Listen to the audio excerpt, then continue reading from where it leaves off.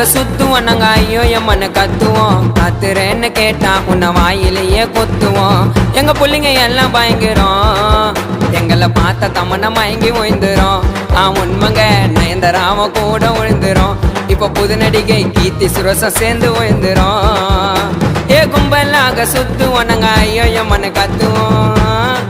ஏண்டா கத்துறேன்னு கேட்டா உன்னை வாயிலேயே கொத்துவோம்.